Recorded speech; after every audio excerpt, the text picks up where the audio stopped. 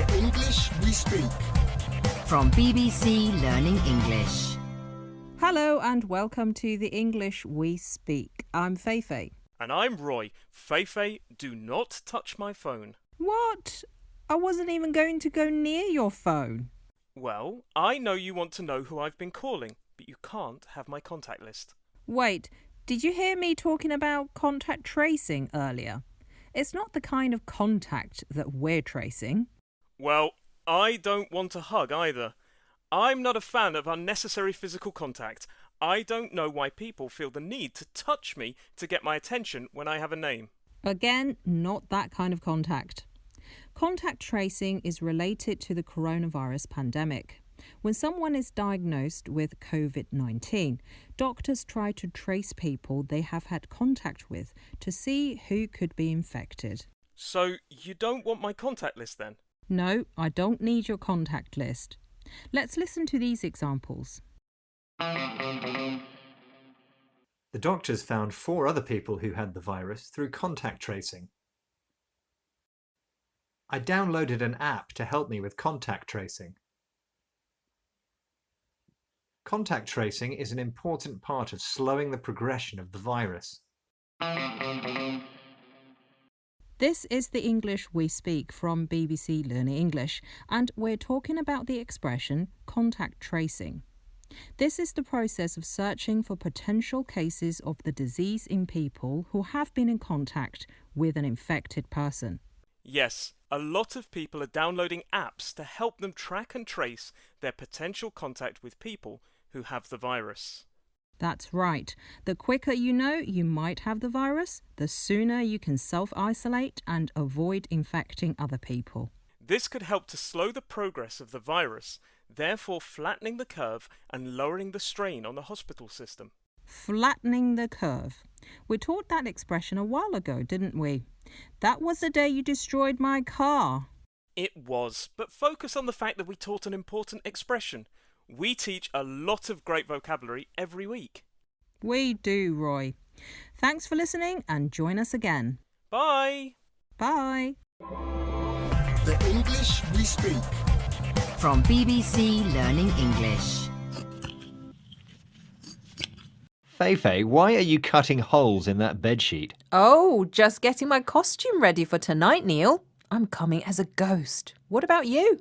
I don't really feel like it, Feifei. I thought you were bringing your new girlfriend. Sadly not. She hasn't replied to any of my messages for a whole week. Oh, sorry, Neil. Looks like she's ghosting you. No, like I said, she's not coming tonight. You'll be the only ghost at the party, I'm afraid. Neil, ghosting is a slang word. If you ghost someone, it means you suddenly stop all communication with them with no explanation. Ah, right. Yes, she doesn't answer my calls, doesn't reply to my texts. That's ghosting. Some people do it to end a relationship. So, are you saying she wants to split up with me? I don't know, but it's not a very nice way to treat people. We even use the word ghosting between friends when one stops contacting the other. It's not only for romantic relationships. Anyway, help me cut this second eye out of my ghost costume while we play some examples. Katja felt awful for weeks after being ghosted by a guy she really liked. Keiko wanted to break up with her boyfriend but didn't want to upset him. So when he suddenly started ghosting her, she actually felt relieved. Jorge and Rafa used to hang out all the time at school, but once they started university, Jorge just ghosted Rafa. You're listening to The English We Speak from BBC Learning English. The expression we're looking at in this programme is ghosting. And Neil, there we are. One ghost costume. Thanks for your help. I just want to know why, Feifei. Why is she ghosting me? What did I do wrong? Neil, that's the difficult thing about ghosting. You won't get those answers. Sorry. Oh, it's her. What is she saying? Sorry, Neil. I lost my phone last week and only just found it again. Call me. Kiss. There you go. She sent a kiss. Feifei, let's make her a costume. I'm going to invite her to this party. Okay, one more ghost costume? No, I think I've had enough ghosts for one day. Bye. Bye. The English we speak. From BBC Learning English. Welcome to the English We Speak with me, Jiaying. And me, Neil. Hey Neil, how was your weekend? Oh, very dull. I was just doing housework. Housework is dull, but it's just part of life, Neil. Oh, I wish I could do just whatever I want, like hiking or binge watching my favourite TV series. You can still do these things, Neil, but housework is all part of adulting. You mean being a grown-up? Yes, I do. The word adulting or adulting describes behaving in a way that's typical of an adult, particularly doing boring, mundane tasks. Let's face it, Neil, you're not a child anymore. Ah, thanks for reminding me. Let's hear some more examples of adulting. My kids are cooking dinner for me, so I get a break from adulting. I told my friend to stop behaving like a teenager and start adulting. Paying the bills is boring, but a necessary part of adulting. You're listening to the English We Speak from BBC Learning English, and we're talking about the word adulting, which describes behaving like an adult and doing mundane tasks that only adults do. It's from the noun adult. But, Neil, despite being an adult, doing housework is child's play. Child's play? You mean it's easy to do?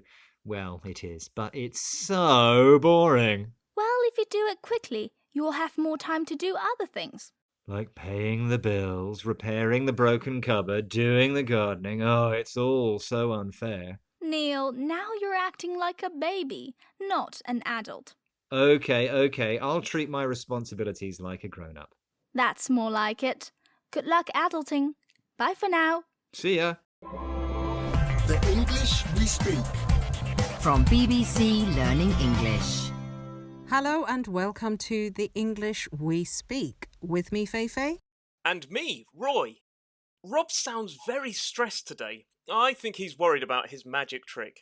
What magic trick? I know he has a lot of work on this week.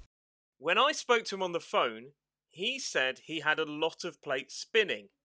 No, Roy, if someone says they have a lot of plates spinning, it means that they have a number of different tasks to do at the same time and can't just focus on one. Ah, so he was talking about work. Now I understand why he put the phone down when I started telling him about how many times I tried to find rabbits in my hats. Right. Let's listen to these examples. As a single parent, I always have a lot of things to do at the same time. I always have a lot of plates spinning. He's always busy. He's got so many hobbies and activities, and that's not including work. He has a lot of plates spinning. She decided to quit her job due to the heavy workload. She always complained that she had a lot of plates spinning. You're listening to The English We Speak from BBC Learning English, and we're talking about the expression have a lot of plates spinning. This expression refers to having a lot of things to do at the same time. Yes, I've also heard the expression used as a lot of balls in the air. You look quite busy today. I'm always busy, Roy. I have so much work and I have a lot of balls in the air at the moment. Maybe I can help you. Brilliant idea. In fact, I've already created you a list of things to do so I can focus on one task, the most important one. Wow, there are so many things on this list. Now I have a lot of plates spinning. What task are you focusing on that's so important? My birthday party. Someone needs to arrange that.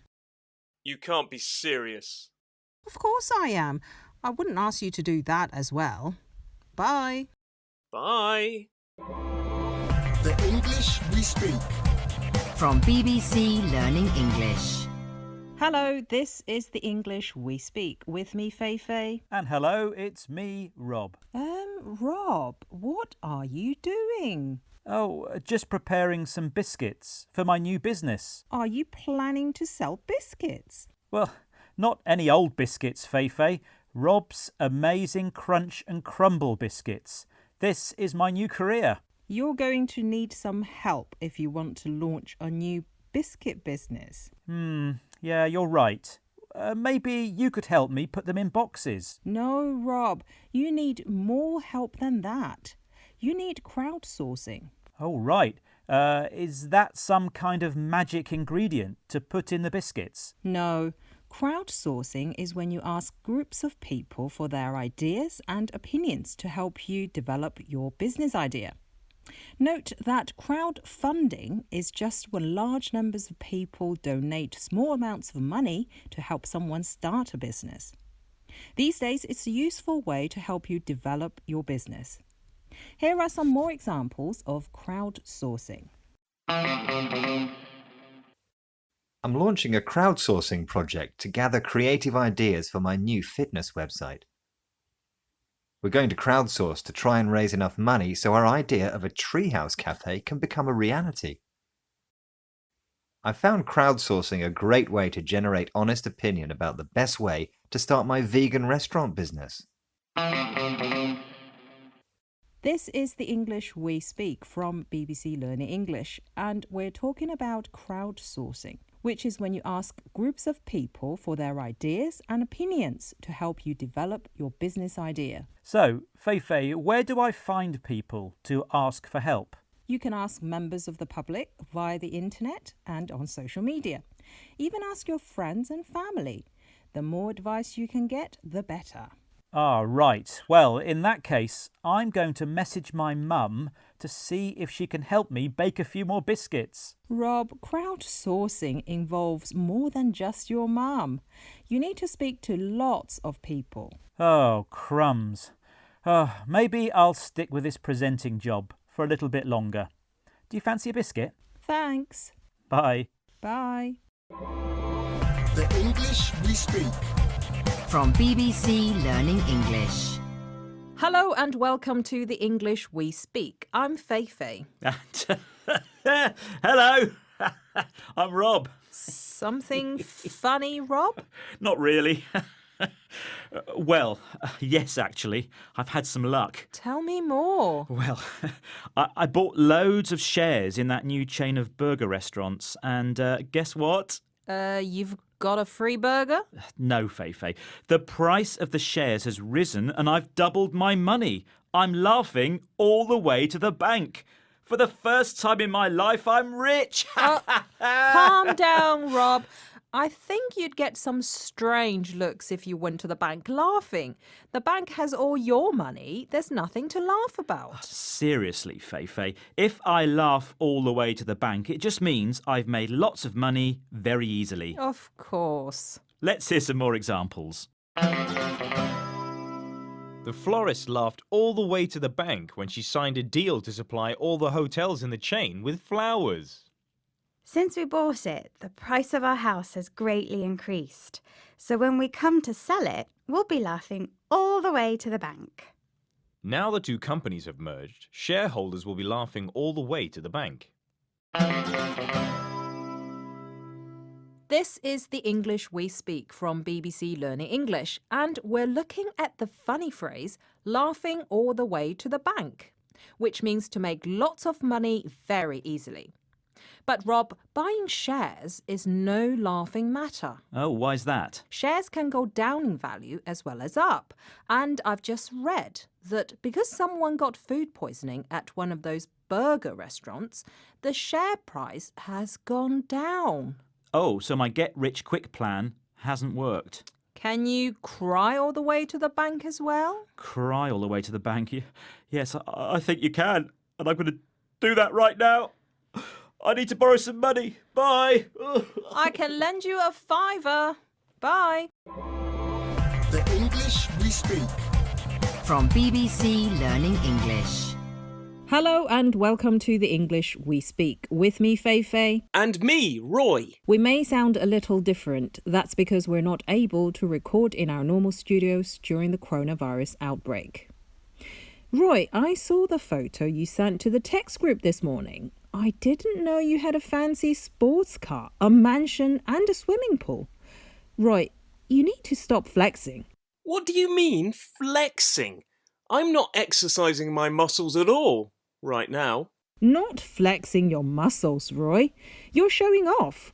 This is our word for this program, flexing, which means to show off. I'm not showing off. I just want everyone to be aware of my amazing lifestyle. I'm thinking about getting some dolphins to go in my pool. Roy, now you're just inventing things. I don't think you have a mention, a swimming pool or a fancy sports car. Not only do I think you're flexing, but you're totally exaggerating just to impress people. Are you impressed? No, not at all. Anyway, let's listen to these examples. He's always flexing on social media, showing these glamorous pictures of his holidays. People who flex are so annoying. It's just showing off. She can't stop flexing about her new house, but it's actually not that nice. This is the English we speak from BBC Learning English, and we're talking about the word flexing, which means showing off. When you're showing off about something strange or tacky, some people say, weird flex, but okay. Well, I'm sorry if you think I was showing off. I just want people to think I'm cool. That's all. You don't need to flex for people to like you. Everyone already does think you're cool. It's because you're an amazing person, like me. But talking about amazing things, have you seen my new phone? Weird flex, but okay. What? I didn't flex. Plus, why is it weird? Well, it's not a cool phone. I've never even heard of the brand, and the colours look like someone vomited rainbows. Well, I like it. Wait, what are those car keys on your desk? Do you really have a sports car? Of course I do. And a mansion and a pool. The only reason I shared that photo was because I wanted to invite people to my house party. Really? Can I come to the party? Sure, as long as you don't flex about that horrible phone. Okay, I won't talk about my amazing phone. Bye, Roy. Bye. The English we speak. From BBC Learning English. Hello and welcome to the English we speak with me, Jiaying. And me, Roy. Hey, Jiaying, it's a beautiful day outside. It is. Blue sky and sunshine today. Wonderful. But why are you telling me this, Roy? Well, once we've finished the programme, would you like to go for a run in the park? I'm not sure. I don't want to run when I'm so hungry. Well, how about we invite some friends and go for a picnic instead? Now you're talking. Oh, didn't you hear what I said? I said, how about a picnic in the park and we could... Yes, I heard you loud and clear. I just mean I like what you're saying. For once, you're saying something I want to hear. When we say to someone, now you're talking, it's an informal way of saying I really like or approve of your idea or suggestion, sometimes because it's better than their initial idea. So, Roy, going for a picnic is a great idea. Good, but we can't go yet. We've got some examples of this phrase to listen to. You'd buy the car if I gave you an extra 10% discount? Now you're talking. You want to go to the beach? Now you're talking. My boss has agreed to increase his initial pay offer. Now he's talking. This is the English we speak from BBC Learning English, and we're talking about the expression now you're talking, which is used to express you like or approve of someone's idea or suggestion, often because it's better than their initial idea. So, who shall we invite to this picnic, Roy? Sam? No, she's busy. Neil? No, he doesn't like eating outdoors. Oh, how about Rob? No, he'll eat too many of the biscuits. Oh no, look, it started raining. Oh, the picnic is ruined. I know. Why don't we arrange to meet everyone at the cafe instead? Now you're talking. I'll go and make some calls. Bye. Bye. See you later. The English we speak. From the BBC.